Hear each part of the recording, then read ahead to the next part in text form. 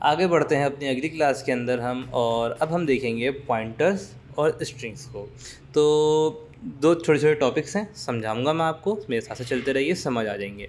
अच्छा, अभी तक हम क्या कर रहे थे कि हम एक इंटीजर बनाते हैं, लेट सपोज ए की वैल्यू है 3, और उसके बाद मैं कह देता हूँ सी आउट ए। अब मैं ज़रा, अगर अब तक मेरे साथ चल रहे हैं आप सही से प्रोग्रामिंग के अंदर, तो मुझे बताइए क्या आएगा आउटपुट, नहीं ना? ज़रा जल्दी से आप सोचें क्या आएगा आउटपुट इस प्रोग्राम को रन करने का। बहुत ज़्यादा ही आसान है। इस प्रोग्राम को जैसे ही रन करेंगे तो लिखा हुआ आ जाएगा, जो ए की वैल्यू 3 है ना, 3 इसका आंसर आ जाएगा नीचे। तो मैं ज़रा प्ले करता हूँ इस प्रोग्राम को। अब आप देखो, ये आया इसका जो आंसर है। ये प्रोग्राम बता रहा है क्लास 5, और इसको रन किया इसने, ये इसका आंसर आ गया 3। तो इसने क्या कर दिया, मेरी 3 की वैल्यू को प्रिंट करके स्क्रीन के ऊपर दिखा दिया है। अच्छा, अब चेंज करते हैं।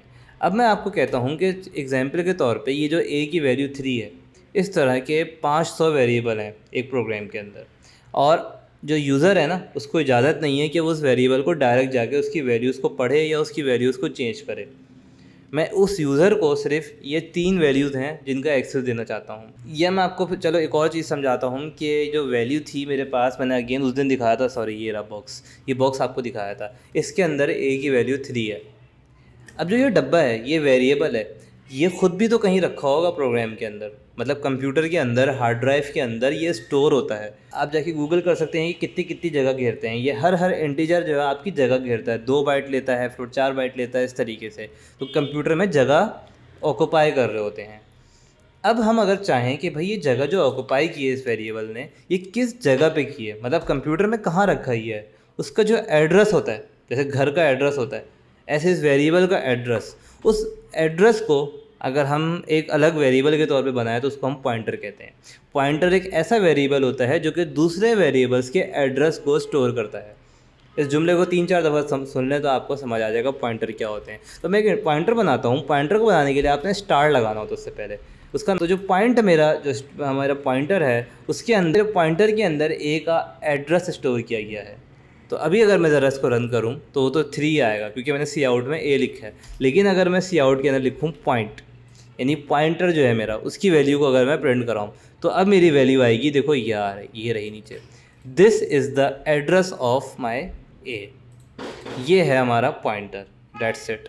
अभी पॉइंटर को यहीं तक रखेंगे। इसको ना मैं इसका आपका ज़्यादा टाइम लूँगा, ना इसको मज़ीद कॉम्प्लिकेट करूँगा। मैं पॉइंटर को इस तरीके से हम किसी और वेरिएबल की वैल्यू को एक्सेस कर सकते हैं। तो इन फ्यूचर जब आप हम प्रोग्राम देख रहे होंगे तो कहीं पे अगर पॉइंटर यूज़ किया गया हो कि वो किसी की वैल्यू को लेकर आ रहा है, किसी के एड्रेस को लेकर आ रहा है, तो आपको समझ आ जाएगा ये स्टार जो है, ये इस तरीके से पॉइंटर को कहते हैं। इतना ही आसान था। एक और चीज़ हमने देखा, करेक्टर हमने बहुत कम यूज़ किया है। CHAR, करेक्टर मैं कहता हूँ सी, है ना, और उसकी वैल्यू मैं कह देता हूँ W। तो मेरा एक करेक्टर है जिसके अंदर W की वैल्यू स्टोर की गई है। अभी तक हमने ये नहीं देखा कि किसी का अगर नाम स्टोर करना हो, वो कैसे करेंगे। वो करने के लिए हम जो चीज़ यूज़ करते हैं उसे हम कहते हैं स्ट्रिंग। स्ट्रिंग हमारी एक और डेटा टाइप है। स्ट्रिंग यूज़ करने के लिए हमें स्ट्रिंग की लाइब्रेरी को इंक्लूड करना होता है। तो ये आ गया हमारे पास स्ट्रिंग, ठीक है। स्ट्रिंग बनाएंगे, उसका नाम मैं रखता हूँ नेम और पासवर्ड। 2 स्ट्रिंग बनाए, एक का नाम है नाम और एक का है पासवर्ड, यानी आपका नाम और आपका पासवर्ड स्टोर करेगा ये स्ट्रिंग।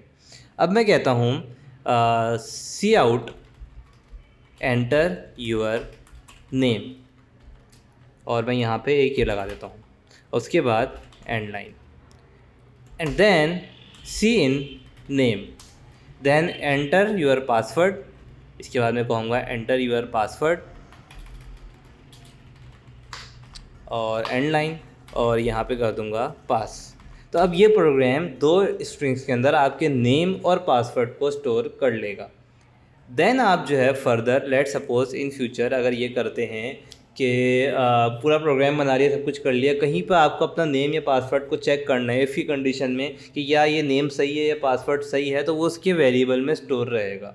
समझने के लिए अभी अगर मैं इसको प्रिंट कराऊँ, the name you entered was this, उसके बाद मैं लगा दूंगा नेम, आपने नाम एंटर किया था वो ये था, and then your password was, यहाँ पे लगाएंगे एंड यूर पासवर्ड वॉज, इस तरीके से, और यहाँ पे लगा देंगे हम पास।